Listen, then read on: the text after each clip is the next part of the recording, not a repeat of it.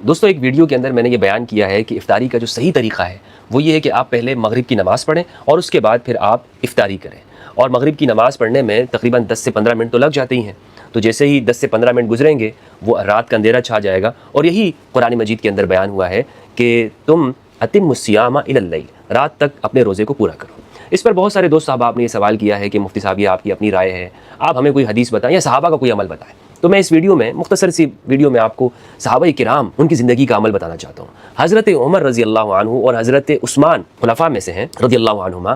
ان کا عمل یہ تھا کہ یہ پہلے مغرب کی نماز پڑھتے تھے، اس کے بعد افطاری کرتے تھے۔ لیکن یہ جو صحابہ کا نام لینے والے ہیں، کیا ان کو آپ نے کبھی ایسا کرتے ہوئے دیکھا ہے؟ یہ تو جیسی اذان ہوتی ہے ٹھک سے کھجور منہ میں جاتی ہے۔ کیا حضرت عمر رضی اللہ عنہ کا نام لینے والے یا حضرت عثمان کا نام لینے والے، ان کے دن منانے والے، وہ اس پہ عمل کرتے ہیں؟ مصنف عبدالرزاق کی روایت ہے 7588، حمید بن عبد الرحمن بن عوف سے نقل ہے، وہ کہتے ہیں ان عمر و عثمان کانا یصلیان المغرب فی رمضان قبل ان یفطرا، کہ حضرت عمر اور حضرت عثمان یہ افطاری سے پہلے مغرب کی نماز پڑھا کرتے تھے۔ السلام علیکم ورحمۃ اللہ۔ یہ بندہ سنیوں میں گھسا ہوا ایک تقیہ باز رافضی ہے جو سنیوں کو گمراہ کرتا ہے خود کو سنی کلیم کر کے۔ ان کا کلیم ہے کہ صحیح طریقہ افطاری کا یہ ہے کہ پہلے نماز پڑھی جائے اور پھر افطاری کی جائے تاکہ رات کا اندھیرا چھا جائے۔ لیکن حدیث میں آتا ہے کہ نبی صلی اللہ علیہ وسلم نے ارشاد فرمایا، جب نماز کھڑی ہو چکی ہو اور کسی نے روزہ رکھا ہو تو اسے مغرب کی نماز سے پہلے کھانا کھا لینا چاہیے، تم اپنے رات کے کھانے کے حوالے سے تاخیر نہ کرو۔ اور حضرت انس بن مالک رضی اللہ تعالیٰ عنہ بیان کرتے ہیں کہ میں نے نبی اکرم صلی اللہ علیہ وسلم کو کبھی افطاری سے پہلے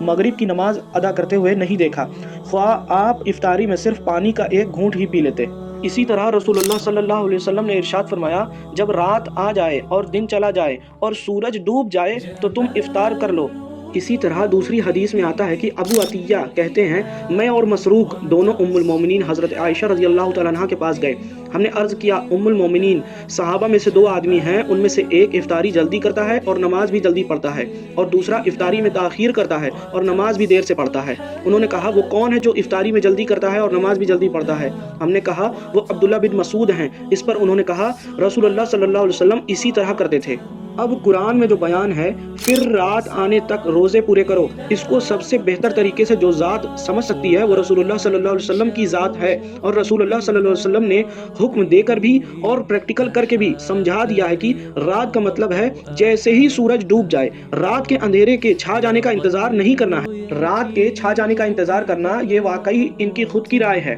اور یہ شیعوں کا چورن سنیوں کو بیچنا چاہتے ہیں، کیونکہ لیل یعنی رات کی ڈیفینیشن عربک ڈکشنریز اور تفاسیر میں یہ ہے کہ سورج ڈوبنے سے ہی لیل یعنی رات کی شروعات ہو جاتی ہے، اور آیت کہتی ہے پھر رات آنے تک روزے پورے کرو، یعنی جیسے ہی رات شروع ہوئی افطار کرو۔ اسی طرح سے شیعوں کی کتابوں میں بھی اہل بیت کی روایات موجود ہیں کہ سورج ڈوبتے ہی رات شروع ہو جاتی ہے،